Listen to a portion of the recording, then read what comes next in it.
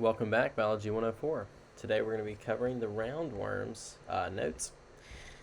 For our classification of roundworms, it's going to be domain Eukarya, kingdom Animalia, phylum Nematoda, which is our roundworms. These are going to belong to the clade Ecdysozoa, and which we'll talk about here in just a second. But for the Ecdysozoa clade, there is a vast group of organisms that fit into this. And for Ecdysozoa, you see here at the bottom of this cladogram, it says cuticle molted or ecdysis. So for ecdysis, that is a process where an organism sheds their shell, you could think of it that way, or the organism does what we call molting. And that's where they lose their exoskeleton so that they can grow, because the exoskeleton is so rigid. So it's the shedding of that tough outer layer. And that clade is going to include arthropods, so your insects, spiders, crustaceans, and your nematodes, which would be your roundworms. It's also going to include your tardigrades, which are called water bears, commonly called that, which we get to look at in real life in the lab in microbiology, if you take that class. So for the phylum Nematoda, for our roundworms, here are some examples of what we'll look at. In the top left, that's going to be what's called horsehair worms or Gordian worms. See, they've infected an insect and now they've ruptured out. In the top right, that would be the heartworms. Dirofilaria immitis is the genus species that's in the picture, and it gets into mainly the right side of the heart, and it can stop blood flow to the lungs, and it can be fatal for dogs, for example, and it can even infect humans. Bottom left, we have Trichina, which is Trichinella spiralis that's being shown. And then on the bottom right, we have the pinworms. And we'll look at all of these examples. So the characteristics of the roundworms. They are unsegmented, which differentiates them from our annelids and our earthworms, for example. So they're going to have bilateral symmetry, and they are tapered at both their ends. That's one way to tell what they are. They are pseudocollumates, so they have a pseudocolumn, and the pseudocolumn is fluid-filled, and it actually functions as a sort of skeleton for the organism, a hydroskeleton. They have longitudinal muscles, and that's what helps them move, and it creates like a whiplash motion. They produce a thick, protective, non-living cuticle, and that grows between their molts. Nematodes have a complete digestive system with a mouth and an anus for excreting waste. They're dioecious, so separate males and females. And the way you can tell one from another, depending on the worm that you're looking at, but the males are going to be smaller than the females, and the males are going to have a copulatory spicule. They're also, some of them will have like a curved tail, and things of that sort. So fertilized eggs are going to be stored in the uterus until deposited. The parasitic worms will look at hookworms, pinworms, guinea worms, and heartworms. A lot of adults will be infected with certain parasitic roundworms, and they're just asymptomatic. They are just prevalent in really small numbers, and you wouldn't have any symptoms to know that you even have it. In children, usually the symptoms are more pronounced and more severe. They are second in number only to insects. So there's a massive amount of species in this group, and there's going to be about 500,000 to 1 billion different species. And if you were to find, 500,000 to 1 million, not 1 billion, different species. But if you were to take 1 acre of land somewhere and you just dug up all the topsoil, it is estimated that you would find about 1 billion nematodes in that 1 acre of topsoil. If you find an apple that's fallen off a tree and it's rotting, it could have up to 100,000 individual nematodes living inside of it. So extremely, extremely common parasite. So for genetic studies, nematodes are very popular. They're easy to grow, easy to study, easy to observe in their development. So, for example, Senor rhabditis elegans, that is the only animal whose complete developmental cellular anatomy is known, which means from conception to full adult development, they have observed the exact number of cells from where they begin to where they end up in their differentiation from fertilized egg to adult, which is pretty incredible, and it's the only animal to my knowledge that this has been done with, which is pretty cool. So this would be the body plan of a round worm. This is Ascaris lumbricoides. For Ascaris, you'll notice a couple things. The female is much larger than the male, and the male has a copulatory spicule. Those are going to be the biggest differences if you just look at them. And there'll be some others we'll look at here in a second, but this is the general structure of them. You can kind of look through there and observe the different parts that they have. If you took a cross-section of the worm, this is what it would look like for Ascaris.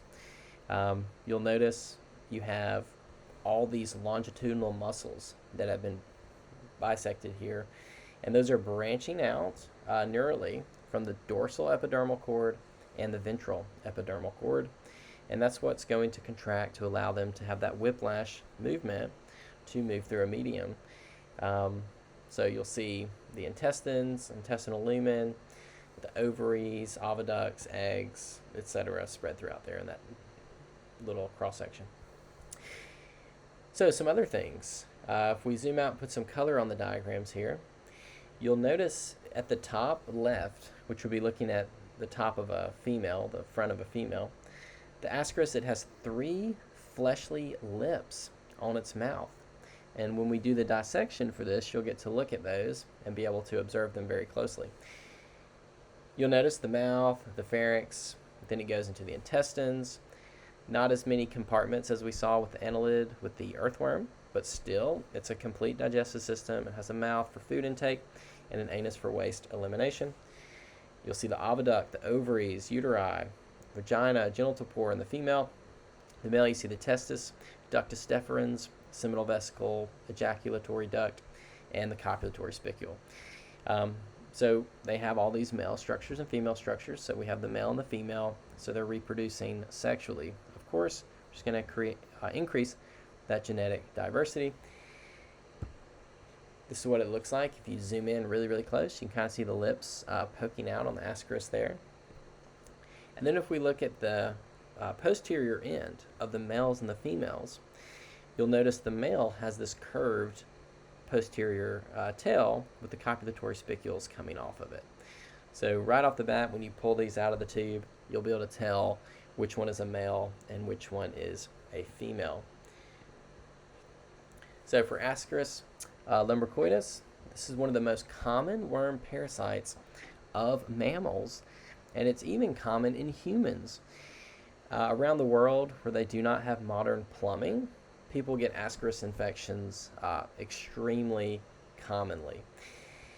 So in places where it is more common, you might see 20 to 40% of children who get infected. And adults, especially adults who are caring for those children, you'll see the infection between 5 to 15%. And some of them might be asymptomatic. So for the adult form of Ascaris, they're going to get into the small intestines. They produce eggs. You'll see this very common with these intestinal parasites. They get into the intestines, they produce eggs, and then those eggs pass out in the feces. And then someone who is in an area where there's not plumbing, and that feces is in the water or the soil, and they walk barefoot, and they get it on their hands or their feet, and then they touch their feet, and then they touch their mouth, and then they get infected, or they just drink contaminated water. But that's generally where this is going to happen. With modern plumbing, all of these have significantly decreased in prevalence. The larvae penetrate the intestines, then they enter the bloodstream. They can migrate to the heart, the lungs, and exit out the alveoli, which would be the air sacs of the lungs, where you have that air moving into the bloodstream. So the larvae climb up to the throat, and they are swallowed. The larvae settle in the intestines, and then they develop into adults in the intestines. So they can cause all sorts of problems. They cause pneumonia. They can damage the lungs. It can damage your intestines. You can have intestinal blockage. Perforation of the intestines is actually pretty rare, but that could happen when the infection is extreme. So this is a diagram that just depicts the life cycle. And what it shows here, number one, so the adults are in the small intestines, and you have males and females in that location, let's say. Well, then they're going to produce eggs, and those unfertilized eggs won't develop until they're fertilized. So they'll be passed out in the feces. Once they're fertilized, they start to develop. Those eggs, as they develop into a more larval form after they've been fertilized, well, then they might be ingested from contaminated soil or water, and then it gets into the body, and eventually, those embryonated eggs will be ingested, and then from there, those larvae will hatch. They'll enter circulation, and then they migrate to the lungs, to the alveoli, and then from there, they can be coughed up into the throat and then swallowed. So the person will be reinfecting themselves through coughing from the lungs and then breathing it through the esophagus. So our next one is Necator americanus, or what we call the hookworm. So for Necator, this organism as an adult, it will get into the small intestines. Well, they will produce fertilized eggs that will then pass out in the feces. The juveniles hatch in the soil, they feed on bacteria, and then if someone is walking barefoot, for example, then they can actually come in contact with their feet and burrow through their skin, which is pretty terrifying image to think about. Then they travel to the lungs, and then they eventually get back into the intestines, and then they feed on our blood and the nutrients in our bodies. So we see here for Necator americanus, the hookworm, matures in the small intestines, passes out the body through the feces, matures in the soil, develops into a larvae, and then penetrates someone's skin when they walk barefoot, and then we see what we just discussed. So this is more common, was much more common in the South, because the South, especially post-Civil War, was much more poor than the North, didn't have modern plumbing as quickly, and before they even used outhouses, they would just go to the bathroom outside, and then these worms would get into their skin because they would be in the yard or even from animals in the yard, and they would walk around barefoot, and then they would get infected. So this was a common parasite in the American South from the late 1800s to the early 1900s, and that was due mainly to not having outhouses yet or any kind of modern plumbing or sanitation. And it actually led to kind of the view of Southerners as being lazy, and really they say a lot of that had to do with not having plumbing and being infected from Necator and hookworms, which drains a person's energy. So anyway, that's what led to more usage of shoes and outhouses, and eventually plumbing was a lot of these parasitic infections. So if you see a rash like this, where it literally looks like a worm under the skin, that actually that would be a hookworm. It is burrowed into the skin and cause an infection. And they call the rash a ground itch. This is Trichinella spiralis, is the next parasite we're going to look at. And this organism causes what's called trichinosis. So for the life cycle for it, the person to get infected, they would eat pork that is infected with trichinella cyst. So they insist in the muscle tissue of pigs, and then when people eat it, if it's been undercooked or they've had lots of infection, wasn't cooked properly, then they could be infected with those cysts. And then the parasite develops in the intestines. The females produce juveniles, which leave the intestines and travel via the bloodstream to the muscle tissue of the person who ate it. So the juveniles then form cysts in the muscle. Sometimes the juveniles form their cyst in the heart or the brain, actually. And what you see in this image is a Trichinella spiralis that has encysted in muscle tissue on the left and the right. That's what the cysts look like. If we zoom out, you can see multiple of them, the arrow pointing there to one, what it looks like. So it actually damages muscle tissue, and it can damage the heart. It can damage the brain. And there was a study done on what percentage, here's it in the muscle tissue, here's what it looks like in brain tissue. But there was a study done to see what percentage of pork had parasites in it. And it was, if I remember correctly, through like more corporate production of pork, where it's like a big business kind of model, that it was very low, almost never. But about 3% of Alabama pork had parasites in it. And all of that, if I'm remembering correctly, came from local farms, where the pigs were in much more like normal environments, in the mud with each other, things like that. That's where most of it came from, actually. But if you cook your food properly and wash your hands really well when you're preparing food and things like that, then the likelihood that it spreads is very low. But anyway, there's the life cycle if you want to pause and look at that. Our next worm is the Enterobius vermicularis, which is the pinworm. Pinworms are extremely common, and they are the most common intestinal parasite in America. So the adults live in the intestines and the rectum. The females migrate to the anus at night. They lay the eggs around the outside of the anus, which causes itching and scratching. And this is very common in children, actually. And the infected individuals, usually children, will scratch to try to remove the eggs because they have that itching sensation. Then the fingers become infected, and then they may touch their mouth or chew on their fingers, as kids normally do, and then they get reinfected. So they're constantly reinfecting themselves. So those eggs easily spread to other members because they can get on clothes, they can get on their bed sheets or toys, and children share them, etc. So one of the old tests for this was to just take Scotch tape, and they would put it on the anus of an individual, and then as the worms came out at night to lay their eggs, then the next day they could take the tape off and look at it under the microscope, and they could see if those eggs were there. So for children, about 20 to 50% of children in America will become infected at some point by pinworms. Usually going to be in like preschool, elementary, where kids aren't really washing their hands and they're touching their face a lot and just never really having good sanitation, and they're still learning those things, at that age. So if they're in daycare or a place with a lot of other kids, then they say the rates actually exceed 50%, but it's going to be somewhere in that range. So basically, if you have 2 kids, one of them is going to get pinworms. So you need to be on the lookout for the symptoms. Adults, about 5 to 15%, because they're caring for those children. So they might pick it up off their clothes or their bed sheets or something like that.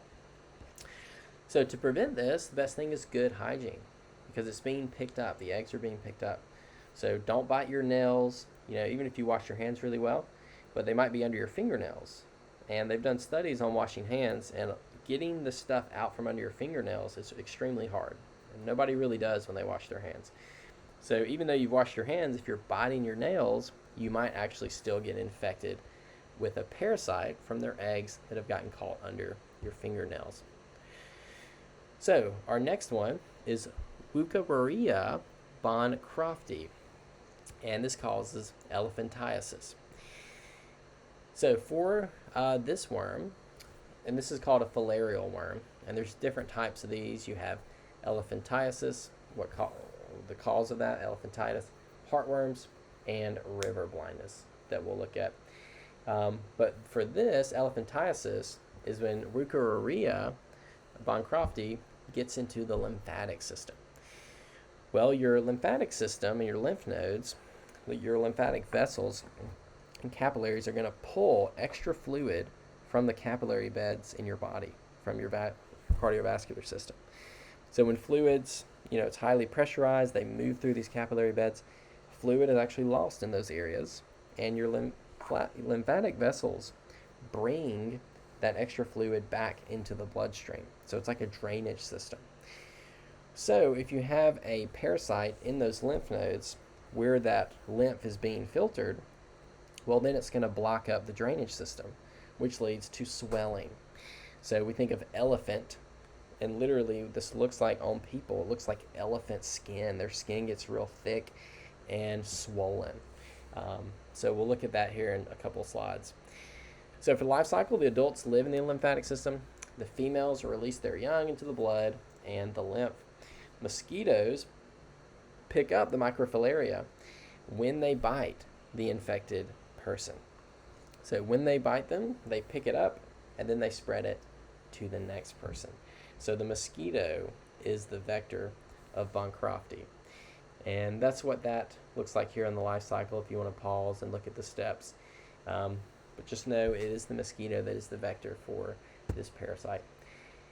And this is what it looks like when your lymphatic system gets blocked up.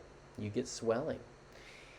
And there's other kinds of infections that can cause, lymphedema like that, where you're not draining those fluids properly. This is what it looks like from a cellular perspective. You can see the worm in there wrapped around. And then this next one is just an animation. That's not a real image, obviously, but that's what it would look like getting into a lymph node. So you can imagine how that would block up the fluid flowing back into the vascular system.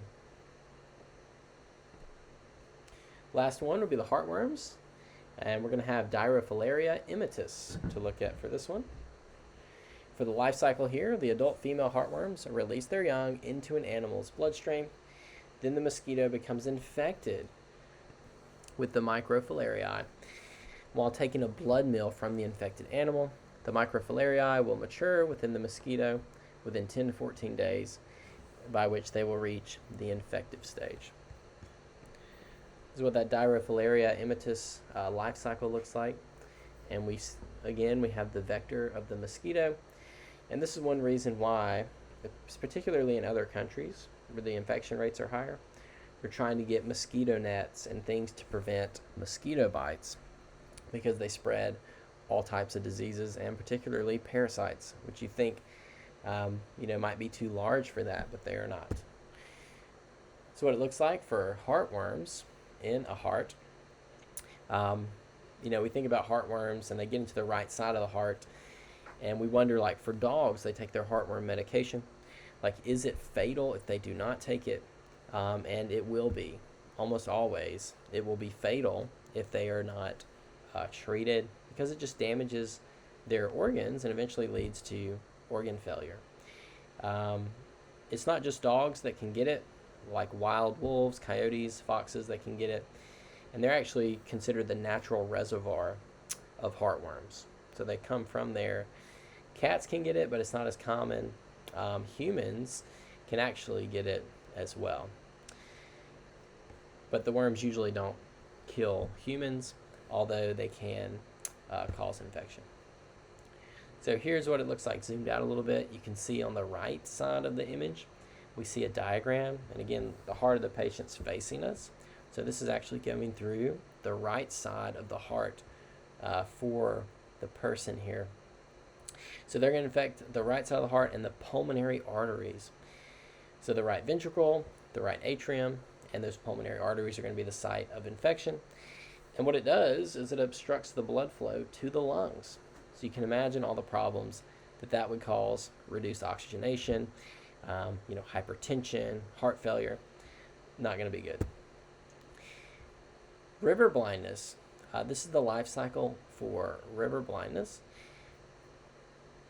And it's caused by Onchocerca volvulus, is the parasitic worm that causes river blindness. So for the life cycle, the insect will take a blood meal from someone. So the blood is moved into the fly, and eventually that will spread from one host to another. So the vector for this one will also be the mosquito. For river blindness, what happens is the worms will migrate to the eyes, actually.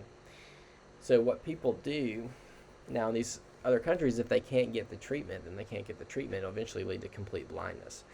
But in the early stages, it can be treated with ivermectin, and it kills the microfilariae that are in the eyes and in their skin and other places.